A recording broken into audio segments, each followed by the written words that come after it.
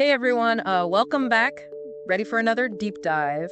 Today we are tackling how people search for meaning in a world that can often feel pretty nonsensical, even absurd sometimes. It's an interesting topic, for sure. Our source material for this one is a conversation between two podcast hosts, and let me tell you, they uncovered some pretty wild stories.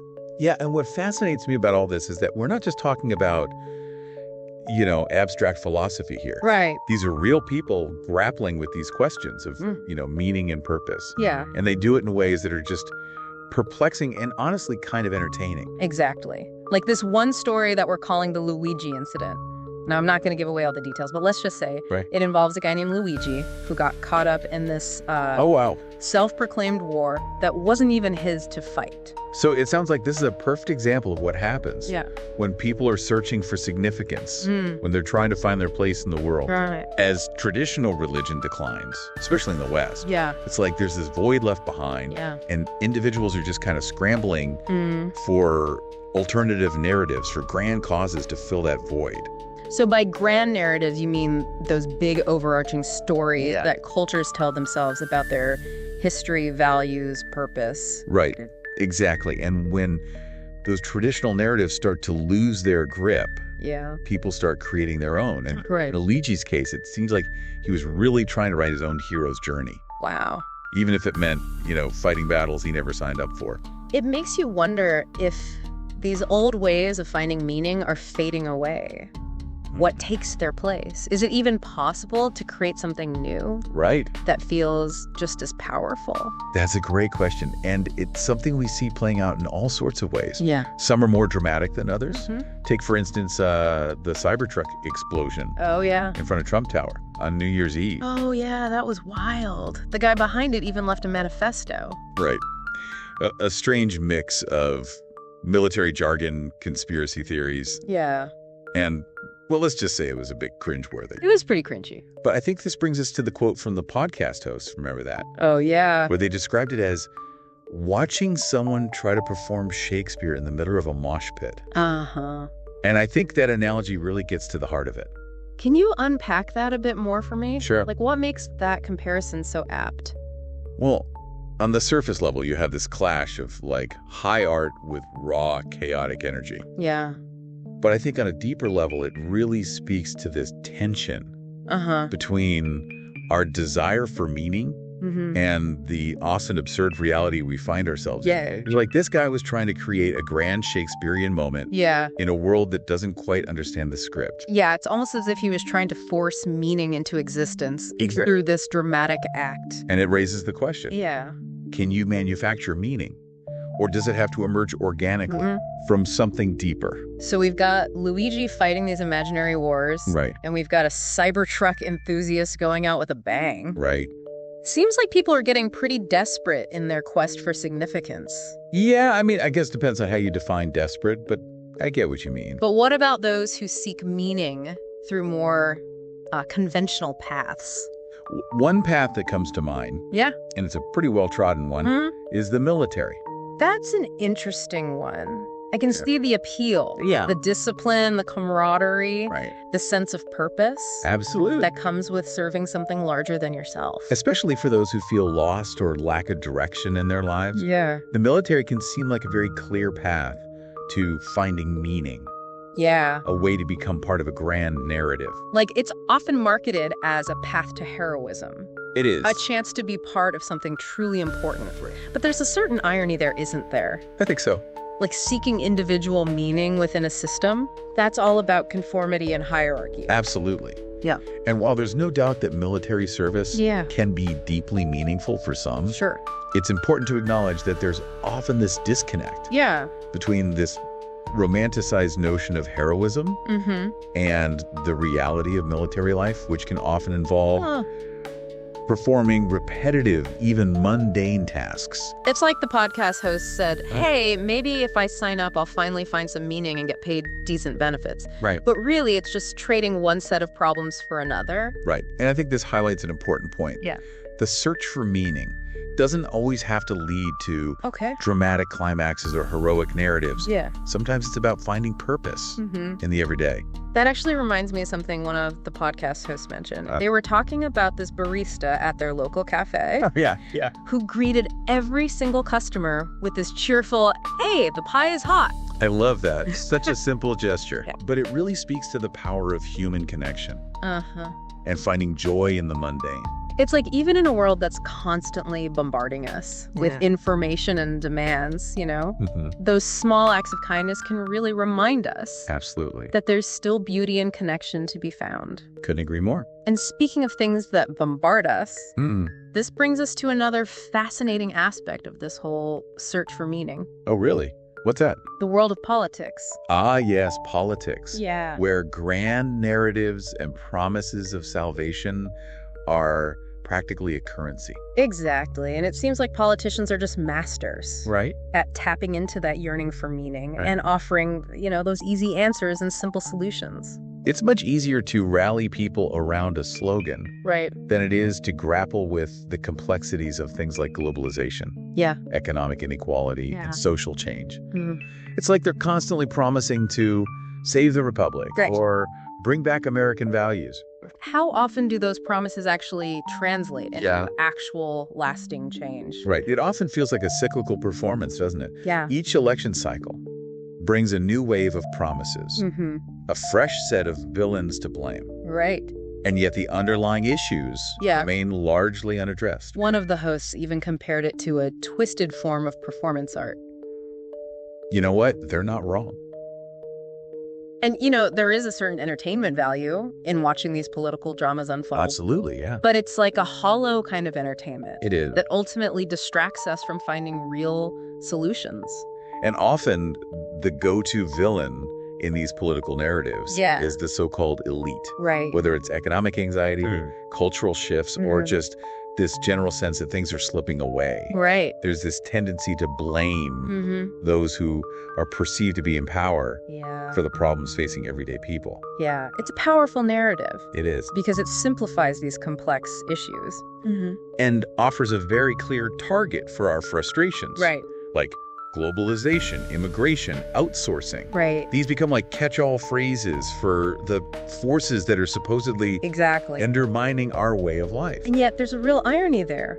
Often the very same people who are railing against elites are also champions of free markets. Right. And limited government intervention. Yeah. They call for these protectionist measures to safeguard American jobs while simultaneously advocating for policies that favor corporations and the wealthy. It really highlights a fundamental tension in these narratives. Doesn't it? On the one hand, there's a desire for individual freedom and economic opportunity. Right. But on the other hand, there's a yearning for security and a sense of belonging. Precisely, and reconciling those competing desires. Yeah. That's a challenge that we as a society are still grappling with. As these debates rage on, it's easy to get caught up in the rhetoric. It is. And feel like we're constantly on the defensive. Absolutely, and I think that's where it's so important to remember that the issues at play are rarely black and white. Right. There's nuance and complexity to the global economy, the cultural change, and to the very definition of what it means to be American. So if this search for meaning can lead us down these rabbit holes of misplaced conviction, political grandstanding, and economic anxieties. Yeah. Where do we go from here? How do we find a sense of purpose in a world that often feels overwhelming and absurd? Well, perhaps the answer lies not in seeking grand narratives or heroic quests, but in finding meaning in the everyday. Yeah. In those seemingly insignificant moments that make up the fabric of our lives. I like those small victories, those quiet moments of connection, like that pie's hot moment we're talking about. Yes. And it's okay to find humor in the absurdity of it all, too. Okay. In fact, I'd argue that it's essential. Laughter can be a powerful antidote to the anxieties and frustrations of modern life. And on that note, I think we've covered a lot of ground here in part one of our deep dive. We have. We've explored how the search for meaning can lead us to some pretty unexpected places. Wow. From self-proclaimed wars to exploding cybertrucks to the allure of these grand political narratives. Absolutely. But we've also seen that meaning can be found in the most unexpected everyday moments. And in part 2, we're going to delve even deeper into this idea of finding meaning in the mundane. Okay. Exploring how those small moments of connection, joy, and even humor can help us navigate a world that often feels chaotic and overwhelming. We'll see you soon for that.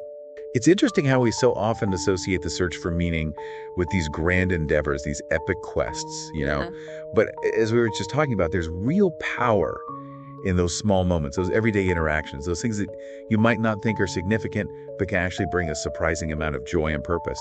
Yeah, it's almost like we've been conditioned to think that meaning is this thing you achieve, this thing you conquer, when it might actually be something you cultivate, something you practice in the everyday. Exactly. It's a shift in perspective, isn't it? Yeah.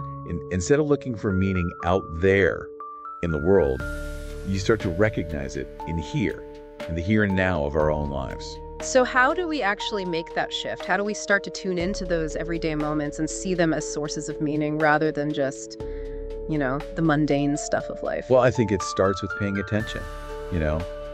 We're just bombarded with so much information and stimuli these days. It's so easy to just go through the motions, become numb to the richness of our own experiences. Right. But when we start to really pay attention to the taste of our food, the way the light falls to the trees, the sound of laughter in the distance, we can really start to awaken to the beauty and the wonder that's all around us. I love that you mentioned laughter. It's something that came up in the podcast we're talking about today. And I think it's such a crucial part of this whole thing. Absolutely. Laughter is such a powerful force. It connects us to others, it releases endorphins, and it helps us to see the absurdity of life. Yeah. Which, let's be honest, life can be pretty absurd sometimes. The podcast hosts even talked about how even while they were dissecting these wild stories of people searching for meaning in all the wrong places, they found themselves laughing at the sheer ridiculousness of it all. Yeah, and I think that's such a healthy approach to be able to step back from all the chaos and the drama and just laugh. Yeah. That's a sign of true wisdom. It's like embracing the absurdity almost becomes its own way of making meaning. Exactly. Yeah. And it allows us to hold all these big questions about life and purpose lightly without getting too bogged down by all the existential angst. It makes me think about that quote from Viktor Frankl, the Holocaust survivor and psychiatrist who wrote Man's Search for Meaning. He said, "Humor was another of the soul's weapons in the fight for self-preservation." Such a powerful statement. Yeah. It really speaks to the resilience of the human spirit and our capacity to find joy and connection even in the darkest of times. So, if laughter is one way to cultivate meaning in the everyday, what are some other practices or approaches that we can try? Well, one that comes to mind is gratitude. When we actually take the time to appreciate the good things in our lives, even the small things, it shifts our focus away from what we're lacking and towards what we already have. And there's a lot of research to back that up, too. Studies have shown that practicing gratitude can actually have a positive impact on both our mental and physical health. Exactly. And it doesn't have to be anything complicated. It could be as simple as writing down 3 things you're grateful for at the end of each day, or taking a moment each morning to really appreciate the sunrise. Another practice that I found to be really helpful is mindfulness. Oh, yeah. Mindfulness is all about being present in the moment, paying attention to our thoughts and feelings and sensations without judgment. Yeah, it's like hitting the pause button on all the chatter that's going on in our minds and just allowing ourselves to be. And when we do that, what we often find? There's actually a lot of beauty and peace in the present moment, even if it's not particularly exciting or extraordinary. It's funny, we started this deep dive talking about these grand quests for meaning, almost like heroic endeavors. Right. But it seems like the real key to finding meaning might actually be these quieter, more introspective practices. It's a paradox, isn't it? We search for meaning out there in the world, when really, it might be something we can cultivate within ourselves. It's like that old saying, the journey of 1,000 miles begins with a single step. Maybe the journey of finding meaning begins with a single breath, a single moment of awareness, a single act of gratitude. Beautifully said. And I think it's also important to remember this isn't a solo mission. Yeah. We're all in this together, trying to make sense of this crazy, beautiful world. And that brings us right back to that idea of connection, which is so central to this whole discussion, whether it's through laughter, shared experiences, acts of kindness, or simply being present with one another. those connections that we make with other people can be incredibly powerful sources of meaning. Absolutely. We are social creatures by nature. We thrive on connection, on belonging, on knowing that we're not alone in this journey. And even those small, seemingly insignificant interactions, like that pie is hot moment we keep coming back to, can really remind us of our shared humanity and bring a little spark of joy into our day. You know what makes me wonder? What's that? What if we were to flip the script on this whole search for meaning? What if instead of trying so hard to find it, we focused on creating it? What if we saw ourselves as artists, each of us, with this ability to shape and mold our own experiences, to infuse them with purpose and significance? I love that. It's like we become the authors of our own meaning making. Exactly. And that doesn't mean we have to achieve something huge or make our mark on the world in some big, flashy way. Right. It could be as simple as choosing to approach each day with a sense of curiosity and intention, an openness to the beauty and the wonder that's all around us. And maybe, just maybe, by shifting our focus from seeking meaning to creating it, we'll discover that it was there all along, just waiting for us to recognize it, waiting for us to breathe life into it. And who knows, maybe in the process we'll even inspire other people to do the same. Now that's a thought worth pondering. Indeed. And one that I think we'll continue to explore in part 3 of our deep dive. Sounds good to me. Okay, so we're back for the final part of our deep dive. Ready to wrap up our exploration of meaning. You bet. And remember how we ended part 2? With that thought-provoking question. Yeah, what if instead of, frantically searching for meaning, we actually shifted our focus to creating it? Right. What if we became the artists of our own lives? Yeah, instead of just passively waiting for meaning to find us, we become active participants shaping and molding our experiences. Exactly, and it doesn't have to involve these grand gestures. Right. It could be about bringing more intentionality to our everyday lives. Okay, so could you give me an example of what that might actually look like? Sure. Let's say you're feeling stuck in a rut. All right, you know that feeling where your daily routine just feels blah? Oh yeah, I've been there. Instead of just going through the motions, you could try to inject a little creativity into your day. Oh. Maybe take a different route to work, or try a new recipe, or even just strike up a conversation with someone you don't know. I love those suggestions. It's like you're actively breaking out of those ruts and embracing a little bit of novelty and surprise. Exactly. And those small acts of disruption can really have this ripple effect. They can create a sense of momentum and possibility that can spill over into other areas of your life. It's like you're reminding yourself that you actually have the power to shape your experiences and create your own meaning. Precisely. And here's where things get really interesting. Okay. When we start to focus on creating meaning in our own lives, it often impacts the people around us. So it's like a ripple effect. If you're approaching life with a sense of purpose and intention, other people pick up on that. Right. Think about that barista we talked about. Right. Who greets everyone with a cheerful, hey, the pie is hot. Yeah. That small act of kindness probably brightens the day of so many people. Absolutely. It's a good reminder that even the smallest gestures can have a big impact. And we may never know the full extent of those ripple effects, but that doesn't make them any less significant. Not at all. And you know what? This brings us back to one of the key takeaways from our deep dive today. Oh, yeah. What's that? The power of connection. Ah, connection, yes. It seems like it just keeps coming up again and again. It does. Whether it's through laughter or shared experiences, acts of kindness, or even just being present with each other. Those connections that we forge with other people, they're essential for finding meaning in this sometimes absurd world. We're social creatures. We thrive on connection, on belonging, on knowing that we're not alone in this journey. So as we wrap up this deep dive, what final thoughts would you like to leave our listeners with? I think the most important thing to remember is that the search for meaning, it's not really a destination. Oh, it's a journey. A journey. And it's a journey that's unique to each individual. There's no right way or wrong way to do it. There's no set of rules to follow. I think you're right. It's really about embracing the messiness of life. Absolutely. The imperfections, the absurdities, and finding those moments of connection and joy and purpose along the way. Yeah. Don't be afraid to laugh at the chaos. Right. Find beauty in the mundane. And create your own meaning, one pie is hot moment at a time. Well said.